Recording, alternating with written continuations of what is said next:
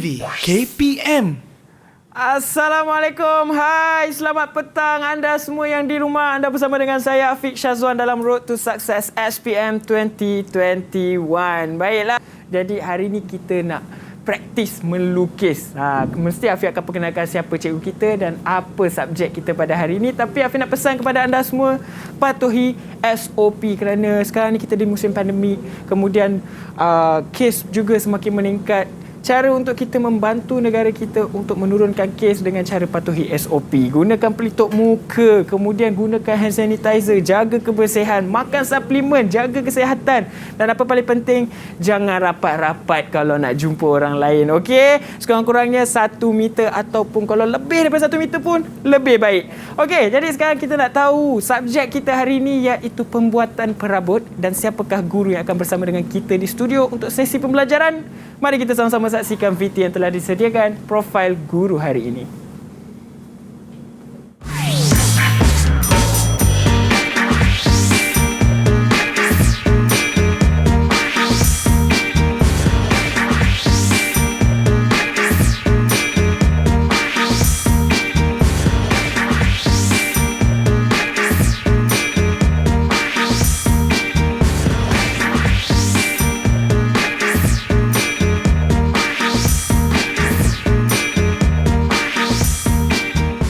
Ya, itu dia.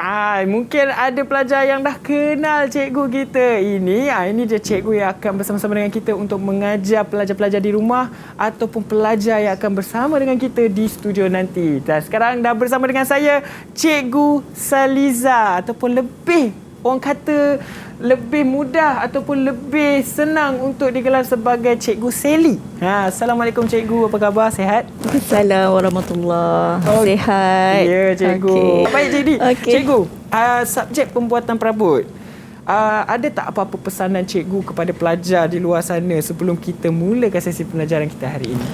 Okey, kepada semua pelajar saya, duduklah di rumah tetapi kita tetap belajar walaupun berada di rumah. Ya, jadi belajar tetap belajar. Betul lah tu, orang kata work from home, study from home. Semua benda kita buat dari rumah.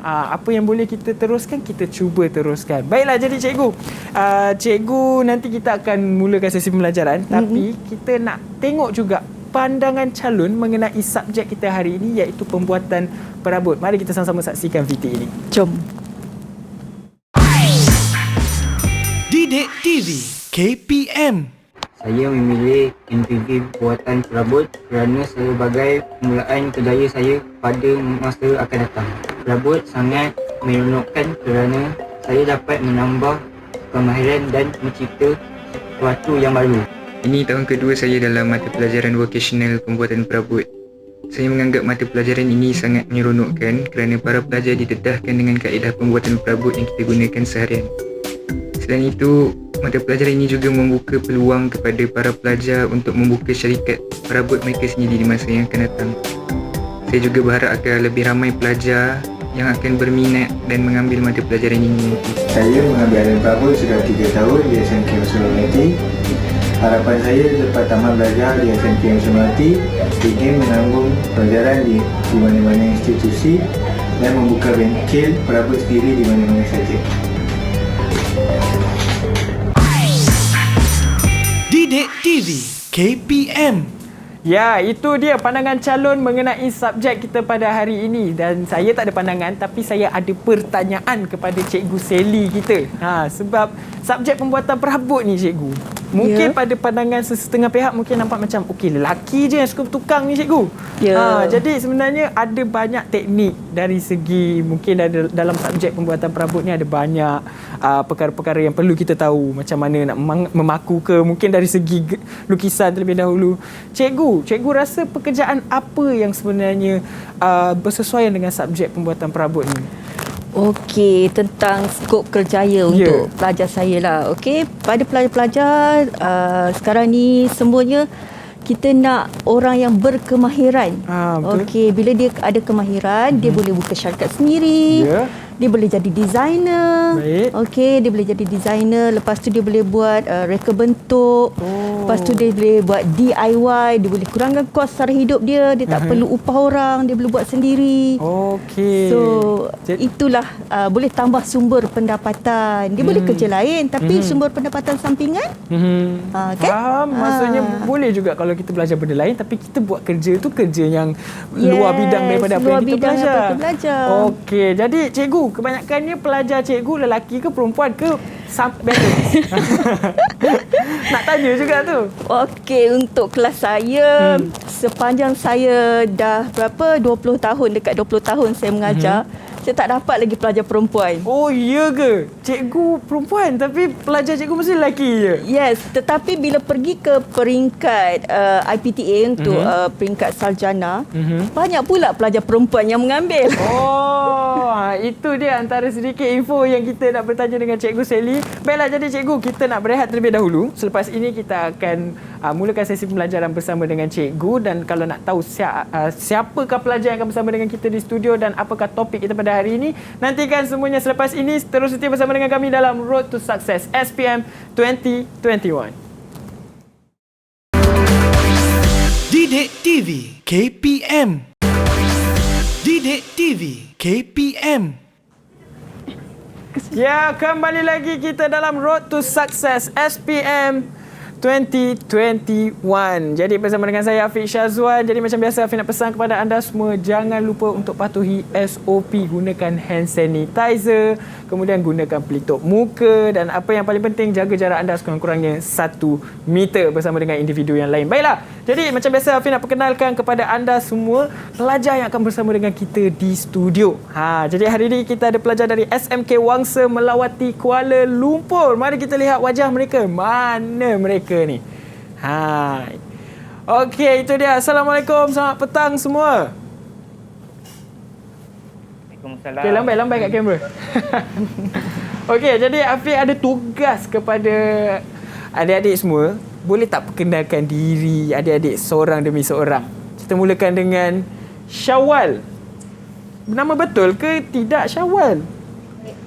Betul, nama betul. Oh, nama betul. Oh, okey. Silakan. Nama saya, salam sejahtera. Nama saya Muhammad Aisyawal bin Abdul Aziz dari sekolah SMK Wangsa Melawati. SMK Wangsa Melawati. Seterusnya.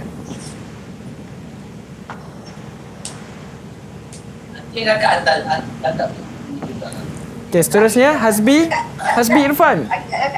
Assalamualaikum. Salam sejahtera. Saya Wahbi Irfan bin Warusdi dari sekolah Wangsa Melawati.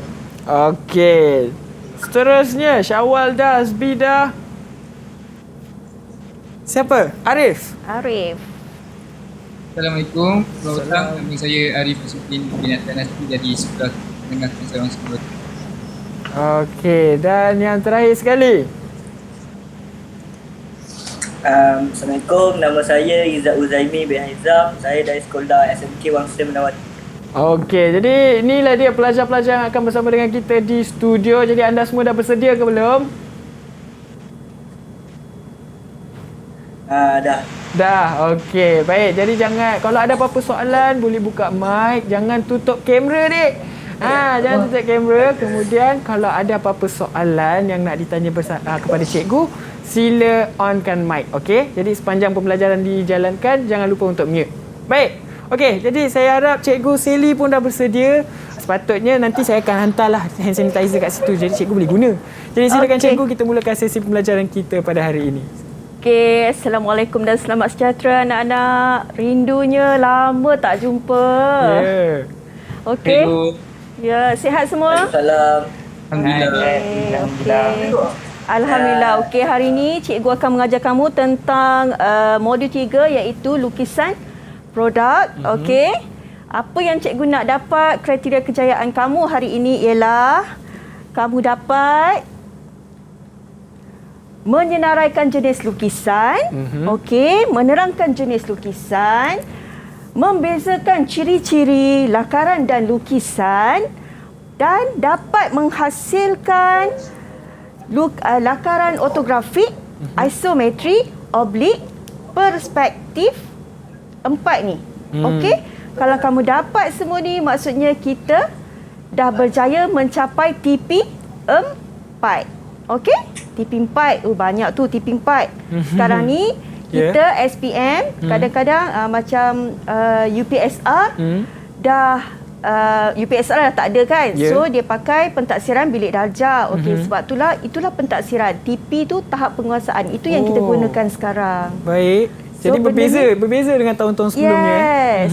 So nanti bila keputusan SPM keluar, dia akan nyatakan TP berapa murid ni. Okey. Oh, okey, baik. So pentingnya inilah PBD. Inilah dia. Dah sedia? Okey. Sebelum kita nak melukis, kita kenalah kenali dulu alat-alat untuk melukis. Okey? Kalau kita tak kenal macam mana kita nak lukis kan? Orang dulu-dulu menyampaikan maklumat melalui apa? Lukisan. Orang zaman purba. Ya, lukisan. Yes. Lukisan di gua tu. Sebelum wujudnya tulisan, lukisanlah medium penyampaian maklumat. Okey? Kalau kita nak buat benda apa pun, lukisanlah yang penting. Baik, okey? faham. Okey. Seterusnya, peralatan. Okey. Alright, peralatan mestilah ada kertas lukisan. Okey, kertas lukisan ni ada banyak jenis. Okey, yang kita gunakan untuk produk biasanya kita gunakan A3.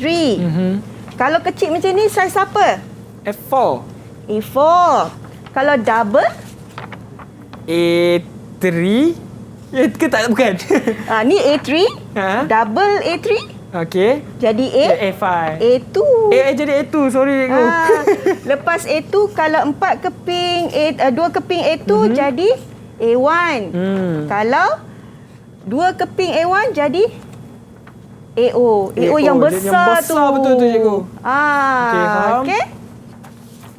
Alright. Seterusnya, mestilah kena ada papan lukisan sebab kita di peringkat sekolah kita pakailah papan lukisan. Okey? Papan lukisan kita yang ni yang lama lah dulu-dulu. Sekarang ni dah ada inovasi sikit. Kita pakailah yang macam ni. Okey. Di mana diletakkan sekali sesiku T di tepi ni. Di sini ada dia punya kita nak klip kertas dan kita tak perlu lagi pakai masking tape. Okey? So dia lebih lah jimat. Lepas tu kita ada pensel. Kita ada pensel khas. Kita tak pakai pensel yang biasa. Kalau untuk peperiksaan, selalu kita tengok iklan kat TV kan, sila pakai 2B, betul? Betul. Okey. Kita pakai 2H. Kita pakai H. Baik. Pensel H, 2H, 3H, 4H. Sebab dia punya, bila kita buat lakaran, dia tidaklah segelap yang kita dapat seperti kita gunakan pensel 2B tu kan untuk lorekan. Okey, faham. Okey. Seterusnya sesiku set. Okey, ini set square. Biasanya murid dia panggil set square. Set square. Tapi kalau bahasa Melayu sesiku set. Saya kadang-kadang bila orang tanya apa bahasa Melayu? Bahasa Melayu.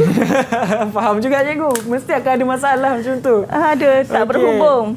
Okey, jangka lukis, jangka tolok. Ni kita pakai yang ni. Okey. Jadi geometry set mesti kena ada. Geometry set mesti ada. Baik. Sebab jangka lukis untuk kita buat lengkung, bulat. Tapi jangka tolok untuk kita ambil ukuran dan sebagainya. Baik. Okey. Pita pelekat, kalau kita pakai ini kita tak pakai dah pita pelekat. Sebab dia dah ada dia dah ada yes, ini yang baru, tapi yang sekiranya baru. kalau ada pelajar yang gunakan yang lama mungkin perlukan pita pelekat ni cikgu. Yes. Okey. Okey. Ni flexible curve. Untuk buat lengkung, okey, flexible curve. Dan kita ada juga template. Bila kita buat lakaran lukisan, kita nak pakai template. Okey, ni template ni kan untuk dapatkan dengan lebih jelas. Alright. Okey, faham. Okey, kita ada juga pemadam, kita ada eraser shield. Okey, eraser shield ni untuk kita padam tu supaya dia tak terkena pada lukisan, garisan lukisan yang lain. Okey, baik. So, tak adalah kita terpadam benda yang kita tak nak kan. Yang kita nak. Sorry, tak nak pula. Yang tak nak memang kita padam. Jadi kita akan padam bahagian yang kita tak nak saja. Yes. Oh. Okay. Saya tak selalu cikgu, saya main padam je cikgu. Saya tak pernah guna benda-benda macam ni. Jadi bila ada subjek pembuatan perabot, kita dapat tahu bagaimana teknik mereka menjawab. Tadi kan Afiq dah beritahu saya kan, melalui lukisan lah kita menyampaikan maklumat. Sebab itulah kita perlukan lukisan produk. Sebab kalau kita nak buat benda, takkanlah kita setiap kali orang tu potong kayu, kita nak kena pergi maklum kat dia. Okey, ni tinggi dia 400. Okey, ini tinggi lebar dia 200. Jenuh lah, penat lah. Kita tak boleh pergi ke mana kan. So, kita perlukan lukisan. Okey. Ada 4 jenis lukisan yang kamu belajar hari ini, iaitu ortografik, isometri, oblik dan perspektif. Okey. Alright? Boleh ya anak-anak? Syawal? Boleh pelajar-pelajar semua? Okey? Boleh. Okey. Okey, lukisan ortografik. Kita mulakan dengan ortografik. Okey? Ortografik, unjuran bersudut tepat. Okey? Satah unjuran bersudut tepat kepada satah mengufuk dan menegak. Okey, nampak tak ni? Okey, nampak? Dia bersudut tepat. Okey, ni macam Atroman lah pula kan? Okey. Dan istilah unjuran bersudut tepat dalam unjuran ortografik bermaksud lukisan diunjurkan tepat ke permukaan satah pada sudut 90. Ni sudut 90 lah kan? Ya, sudut 90. 90, ni 90. 90 darjah. Okey.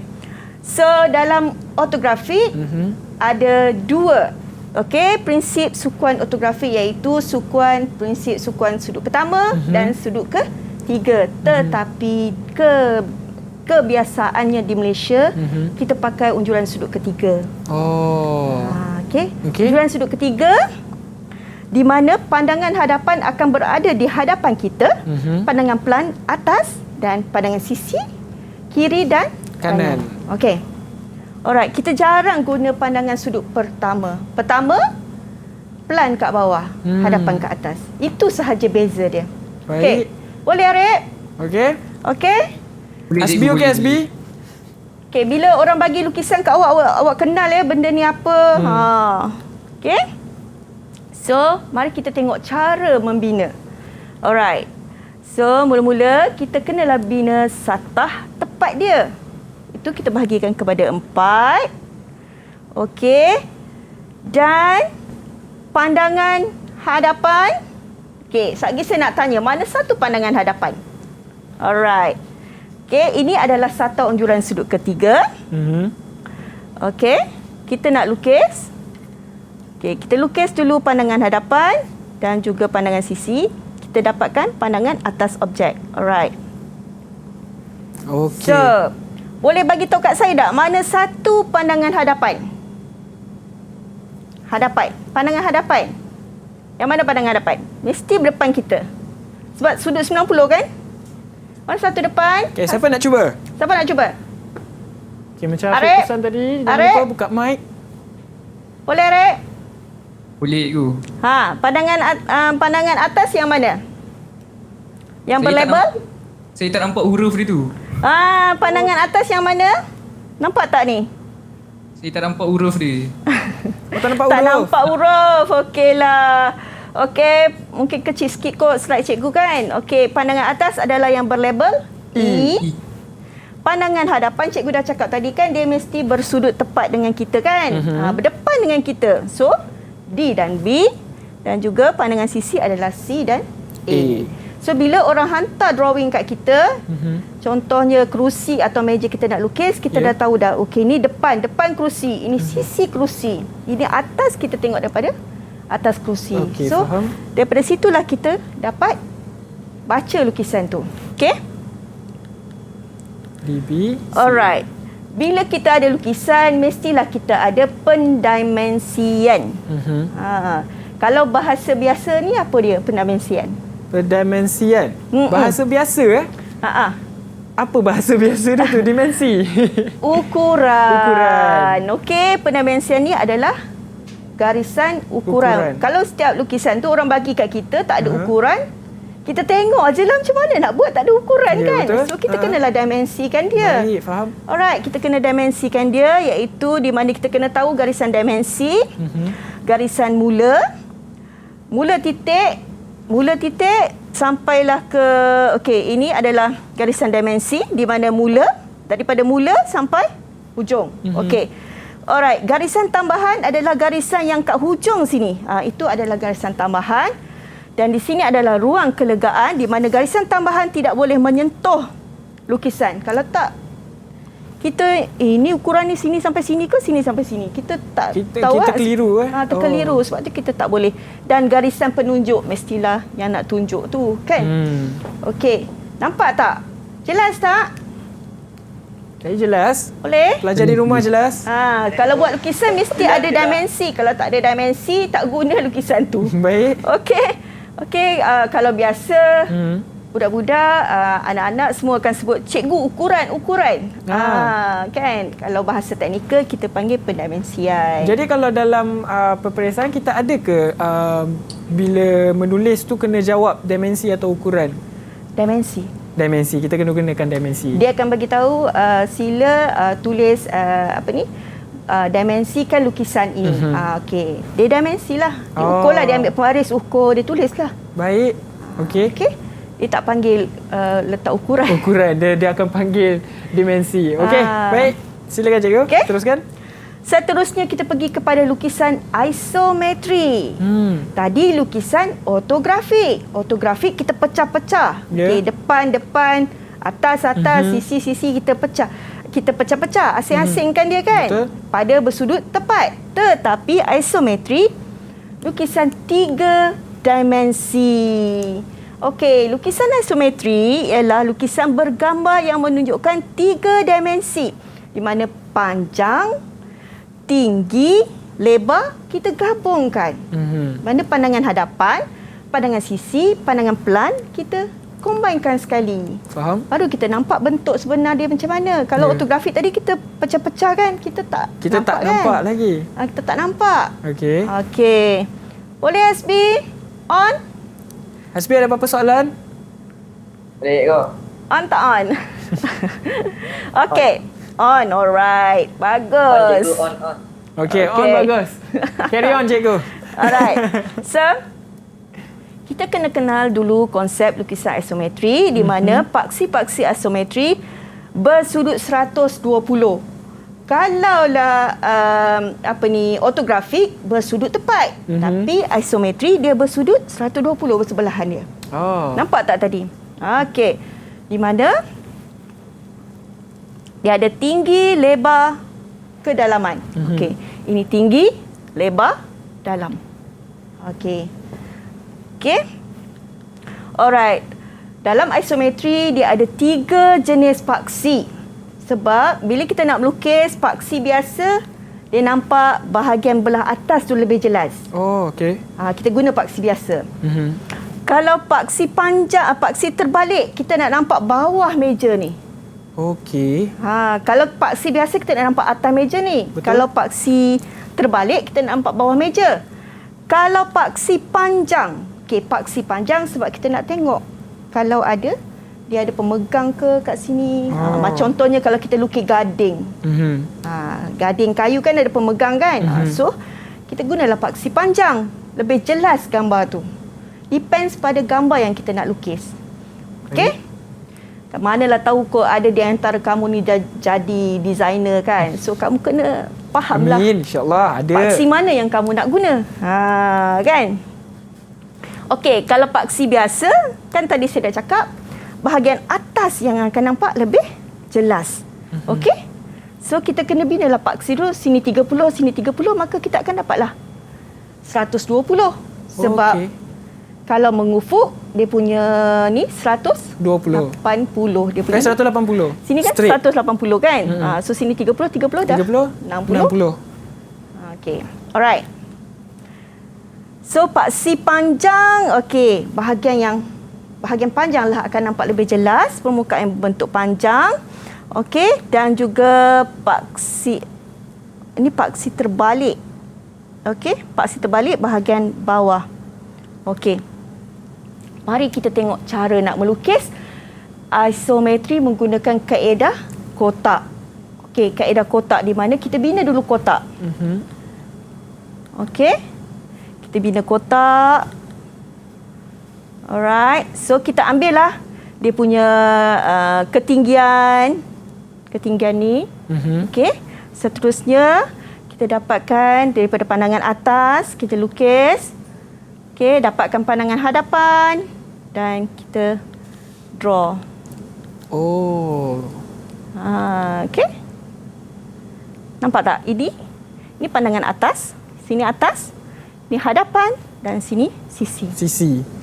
Okey, kita combinekan dia. Okey, faham. Tadi ortografik saya terbalikkan aja gambar tu. Ikut sini. Sekarang kita saya tegakkan dia. Sama je. Wow, okey. Okey, boleh? Boleh semua? Okey, seterusnya saya pergi kepada lukisan oblik.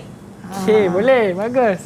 Nampak lukisan oblik ni lebih kurang sama je dengan lukisan isometri. Oh, sebenarnya Okey. lebih kurang sama je. Ya, lebih kurang Lukisan sama. isometri dan juga oblik.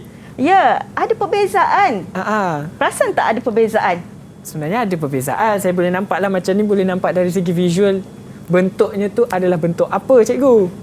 Dia tetap 3 dimensi tetapi dia ada berbeza sedikit. Okey. Di mana dia ada paksi mengufuk. Di sini kan dia tak ada. Kalau ISO dia 30-30 kan? Ini tak. Ini kosong dengan 30, 60, 45. Baik, cikgu. Jadi cikgu, kita hold dulu sebab mungkin cikgu nak teruskan sesi pembelajaran tapi kita nak berehat terlebih dahulu. Dan jadi pelajar yang di rumah maupun di studio kita boleh berehat. Jadi terus setia bersama dengan kami. Jangan ke mana-mana. Bersama dengan kami dalam Road to Success SPM 2021. Jangan ke mana-mana. Didik TV KPM. Didik TV KPM. Kembali lagi kita dalam Road to Success SPM 2021 bersama dengan saya Afiq Syazwan. Jadi anda semua macam biasa patuhi SOP, gunakan pelitup muka, hand sanitizer jangan lupa, dan apa yang paling penting jaga jarak sekurang-kurangnya 1 meter ataupun kalau lebih baik. Baiklah, jadi Cikgu Sally, mari kita teruskan sesi pembelajaran kita pada hari ini. Silakan cikgu. Okey, baiklah. Sekarang kita masuk kepada lukisan Oblik. oblik. Okey, terdapat sedikit perbezaan. Mari kita tengok, okey? Okey, untuk lukisan oblik. Okey, lukisan oblik, paksi condong cenderung kepada paksi mengufuk. Kebiasaannya paksi yang kita gunakan ialah 30, 45 dan 60. Okey, kat sinilah paksi condong ataupun paksi surut. Tapi biasanya kita lukis, kita hanya menggunakan paksi 45 sahaja. Okey. Dan paksi mengufuk adalah bersudut tepat dengan garisan paksi menegak. Ya. Bersudut tepat. Okey. So, nampak tak ada beza dengan isometri tadi, Syawal? Boleh tak, Arif? Apa beza dia? Okey, siapa boleh Siapa bagi boleh tahu? respon? Apa beza dia? Saya dah bagi tahu dah. Ke tak tak jelas ke? Tak jelas ke, Syawal? Jelas ke ataupun tidak? Sangkut-sangkut lah cikgu. Sangkut-sangkut. Oh, sangkut-sangkut. Okey, tak apa cikgu. Okey, Cikgu tak apa. explain. Kita teruskan. Boleh. Okey. Dalam oblik ada 3 jenis lukisan oblik, iaitu oblik Cavalier, cabinet dan oblik arm. Okey. Okey. Oblik Cavalier bila kita dapat je daripada lukisan pandangan ortografik, kita akan lukis mengikut saiz asal. Okey. Saiz asal ketiga saiz penuh. Yes, pandai. Siapa tu? Okey. Izzat ke? Syawal? Pandai Izzat. Oh, Izzat. Izzat. Bagus Izzat. Okey. Manakala oblik kabinet adalah separuh daripada skala penuh pada paksi surut. Paksi condong lah. Paksi surut atau paksi condong. Ni. Separuh sahaja. Daripada 240 jadi kepada 20. Okey. So, manakala oblik arm pula adalah 3/4 daripada paksi surut dia. Saiz penuh dia. 3/4 daripada saiz penuh. Maka kita akan dapat 30 lah sebab dia punya tu 40. Okey. So, kita tengok cara melukis pula. Okey, cara melukis. Okey, sama juga. Kita lukis kaedah kotak juga. Okey? Macam tadi. Alright. So,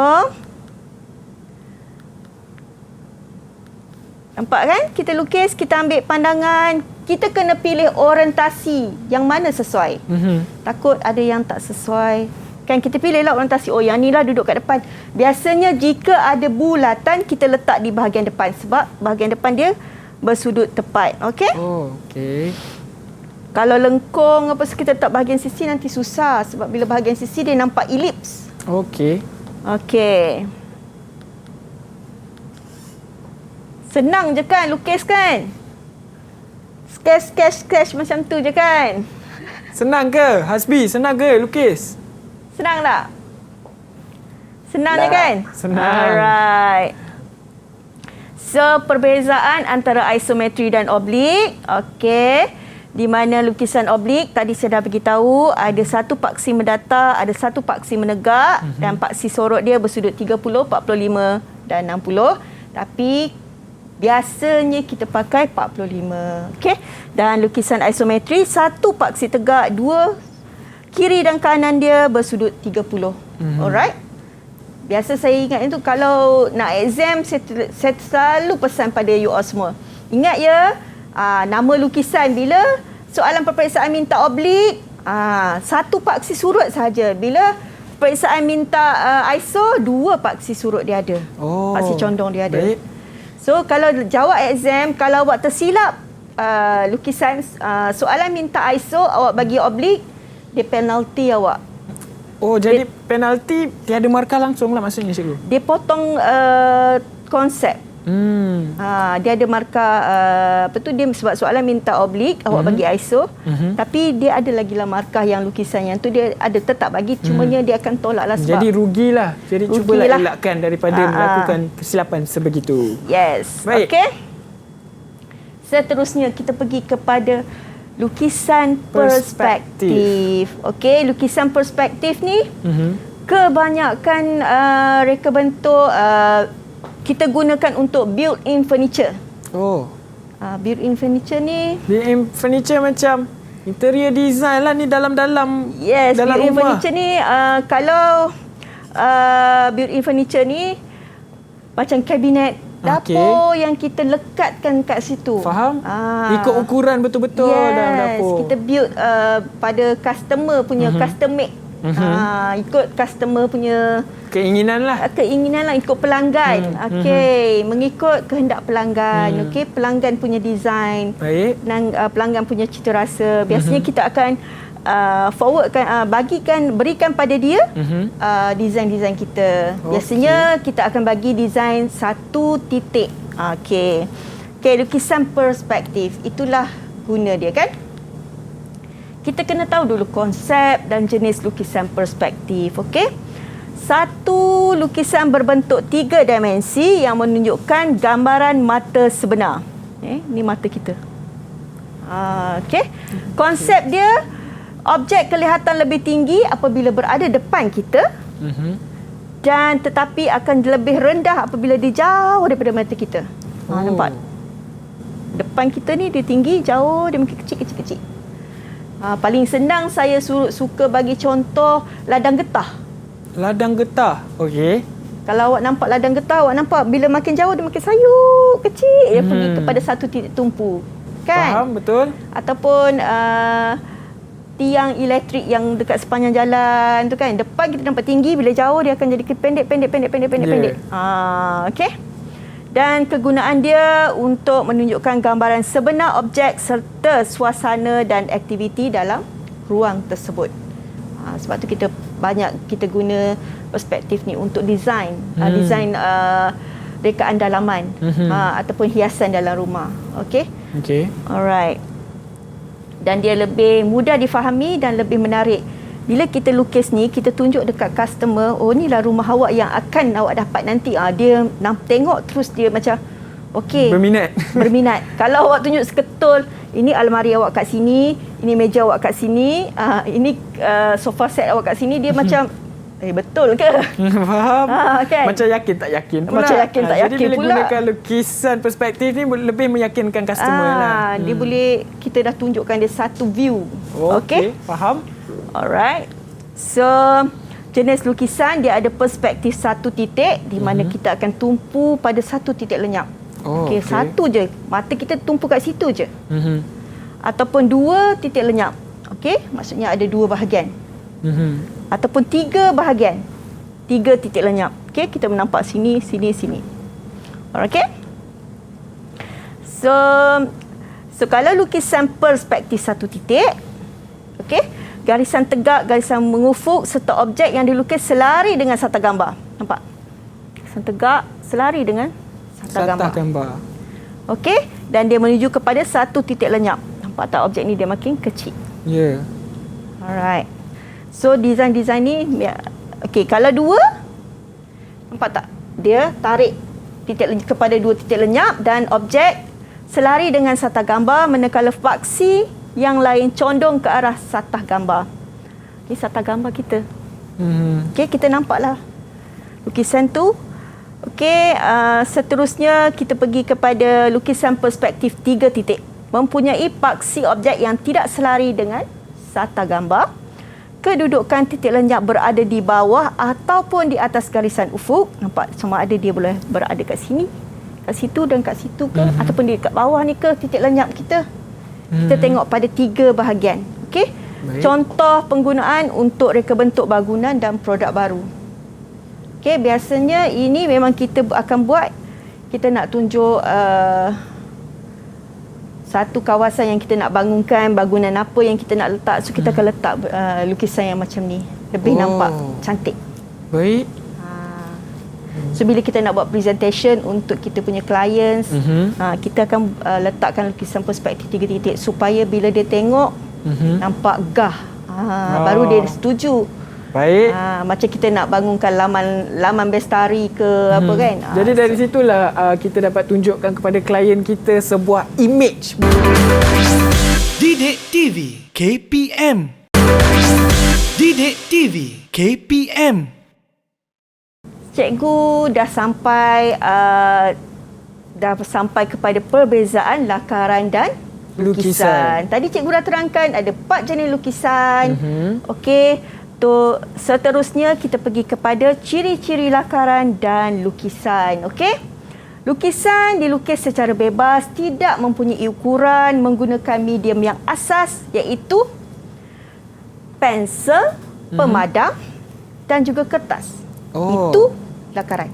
Lakaran paling asas. Baik. Okey. Dan seterusnya lukisan ada pensel, pemadam serta alat-alat ini. Itu adalah lukisan. Okey. Jom kita tengok video yang saya sediakan untuk awak. Okey, mari.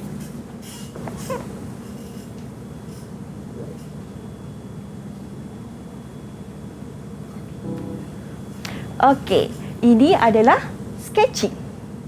Nampak? Dia tak ada guna pembaris langsung pun. Nampak? Ini yang saya selalu suruh awak buat.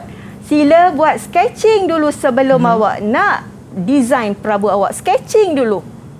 Okey, ni sketching. Dia sketching je. Maksudnya sketch ni tidak memerlukan apa-apa. Yes. Ukuran pun belum ada lagi ya cikgu? Tak ada ukuran, tak ada apa.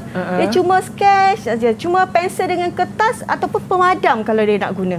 Dia takkan guna pembaris atau alat-alat lukisan yang lain. Baik. Okey? Okey, nampak? Dilukis. Sekejap je. Senang je kan? Jadi ini adalah cara untuk kita membuat sebuah lakaran sebelum kita pergi ke step seterusnya lah cikgu ya? Yes. Kita buat lakaran dulu. Okey? Nampak? Dah siap. Dah. Sekejap je. Boleh buat tak Hasbi macam tu? Hasbi boleh buat ke Hasbi? Boleh ke? Boleh. Boleh ke? Okey, sebab lepas ni kita akan pergi kepada modul 4 iaitu reka bentuk. Memang awak kena buat lakaran. Jadi pemakaran juga akan dinilai melalui lakaran mereka lah. Yes. Okey, baik. Kena keluar dulu lakaran, kena keluarkan idea dulu. Dia kena lakar dulu. Jadi cikgu kalau ada pelajar yang lakarannya sama? Tak boleh tak sama. Tak boleh sama. Sebabnya kalau sama maksudnya dia plagiat. Plagiat tu dia tiru. Menirulah. Ni dia tak tiru, dia idea sendiri. Jadi ini adalah sebuah lakaran armchair. Ya, armchair. Okey. Seterusnya kita tengok pula yang melukis pula. Okey, Kita ni tengok pula lakaran. yang melukis. Nampak dia lakar macam tu je. Okey. Okey. Dah siap kan lakaran dia kan? Okey. Kita tengok yang melukis pula. Okey, itu lakaran. Sekarang kita nak tengok yang melukis pula. Oh, ada lagi? Melukis. Ada lagi video? Okey. Ada video yang melukis. Okey. Nampak? Dia mesti ada pensel. Dia mesti ada pembaris. Tak ada pembaris, dia tak boleh lukis. Oh. Itu beza dia melukis. So, bila jawab peperiksaan, kalaulah garis tu nampak lurus, soalan minta lakaran, tapi lukisan tu lurus, tepat. Memang Akan jadi salah lah. tolaklah markah. Tolaklah markah. Sebab kita minta lakaran, bukan lukisan. Oh. Dia kena lakar. Lakar dia kena guna pembaris. Jadi lukisan perlu kena ada pembaris. Lakaran tidak perlu bukan pembaris. Yes, tak boleh. Nampak? Dia guna pembaris semua. Dia tak akan guna, dia tak pakai pakai lakaran garisan tangan kan. Dia tak draw pakai tangan pun. Okey, itu yang berbezanya. So saya takut nanti masa jawab exam tu kan, duduk lukis pakai duduk membuat lakaran menggunakan pembaris dan pensel. Nanti sayanglah markah. Kita akan tolak. Ya. Jadi Tolak cikgu, markah. kalau lakaran dengan lukisan, macam lukisan ni kena kira tak dia punya sudut untuk kita ukur kaki tu? Yes. Perlu? Kalaulah lukisan, kalau 30, kita pakailah yang ni. Oh, okey. Square set. 30. Set square. Set square. Sudut 30. Kalau oblique, kita pakai yang ni. Sudut 45. Oh, baik. Jadi Sudut dalam 45. lukisan kena ada ukuran yang tepat. Yes. Baik. Kalau lukisan isometri, kita akan pakai dua ni. Macam dia pakai ni kan. Ini isometri. Okey. Kalau yang ini oblique. Itu adalah oblique. Okey, faham. Inilah bila kita nak melukis. Okey, boleh. Boleh, saya dah faham dah So, perbezaan lukisan dan juga lakaran. yes. Okey. Alright. So, marilah kita menguji minda sedikit. Okey, mari, cikgu. Kita uji minda sikit. Okey. Alright, sekarang ni soalan cepu mas. Okey, siapa nak jawab? Baik. Okey, mari kita tengok. Berikan saya satu prinsip unjuran ortografik. Siapa nak dapat tip 4? Cepat. Siapa? Kalau Afiq terjawab nanti kan tak dapat pula. Siapa? Okey, satu prinsip unjuran ortografik. Izzat. Izzat. Silakan Izzat. Bisa unjuran ortografik Unjuran? bolehlah dianggapkan sebagai lukisan dua dimensi. Lagi sekali Izzat. Objek yang dilukis dengan kaedah ini akan memberikan dua dimensi ukuran iaitu tak dengar. Tak dengar. Okey. Tak dengar. Okey, dia kata okey, prinsip unjuran ortografik. Saya punya sangkut sikit tadi. Lain sangkut. Lain sangkut. Okey, tak apalah. Okey, unjuran prinsip unjuran ortografik kita ada dua, iaitu unjuran sudut pertama dan juga sudut ketiga. Okey. Biasa kita guna sudut ketiga. Okey. Nyatakan 3 jenis paksi isometri. Dia ada 3 jenis paksi tadi yang saya terangkan. Saya Iwo. Apa dia, Arif? Paksi biasa, Yes. paksi panjang dan paksi balik. Ya, pandai, hebat Tahniah, Arif. tahniah, Okey. Arif. Okey, kalau Arif boleh lukis lukisan ni, saya bagi TP5. Oh, terus dapat TP 5 kat sini ya. Kalau boleh lukis, kalau lepas ni awak boleh lukis, saya bagi TP5. Kalau TP6 tu dia kena sangat berhemah, dia boleh ajar orang, dia dapatlah TP6. Kalau dia boleh ajar Afiq balik, dia dapatlah TP6. Itu dapat TP 6 lah. Okey, tak apa, nanti kita deal belakang Arif Ajar Afiq. Okey, so seterusnya berikan saya 3 jenis lukisan oblik. Tadi ada 3 jenis kan tadi? Betul. Oblik apa? Oblik apa, Izzat? Oblik Cavalier, Yes? oblik kabinet, Yes? oblik arm. Ya, okey. Betul. TV4 menjadi milik awak. Okey. Okey, baik. So, seterusnya soalan yang keempat, berapakah jenis lukisan perspektif? Ada berapa jenis lukisan perspektif? Okay, Arif dah, Izzat dah. Mungkin Hasbi, Hasbi, ataupun Syawal ada nak berapa cuba? jenis? Cepat. Ada berapa titik tadi saya terangkan? Ada berapa? Ada berapa titik? 3 titik. Okey, pandai. Ya. Alhamdulillah semua dapat T4. Okey, Afiq pun dapat T4, alhamdulillah. Sebab Afiq jawab tadi juga, cikgu. Okey, Afiq pun dapatlah Afiq pun T4. dapat kan? Baik, cikgu. Jadi, cikgu ada apa-apa tak pesanan sebelum kita mengakhiri sesi pelajaran kita pada hari ini, cikgu? Okey, syukur Alhamdulillah. Okey, kepada anak-anak semua beradalah di rumah. Sama-samalah kita putuskan rantaian COVID-19 ini kerana terlalu banyak yang berada dalam keadaan kritikal sekarang dan kasihanilah frontliner kita yang sudah semakin letih untuk menangani COVID-19 ini. So, saya harap semua anak-anak saya akan berada di rumah dan belajarlah demi SPM awak nanti. Ya, Okey? baik. Terima kasih Cikgu Saliza ataupun lebih dikenali sebagai Cikgu Sally. Dan saya ingin ucapkan terima kasih juga kepada pelajar-pelajar yang bersama dengan kita di studio dari SMK Wangsa Melawati Kuala Lumpur. Dan saya nak ucapkan ribuan terima kasih kepada anda semua yang setia bersama dengan kami. Dan jangan lupa untuk temu janji untuk episod seterusnya. Dan itu saja daripada saya. Jika ada salah silap, saya mohon maaf. Yang baik datangnya daripada Allah, yang buruk memang datang daripada saya. Terima kasih semua. Kita jumpa lagi. Bye. Assalamualaikum. Bye semua. Bye kat kamera. Bye. Didik TV KPM. Cikgu harap agar anak-anak semua sentiasa sihat dan dilindungi daripada sebarang penyakit serta virus COVID-19.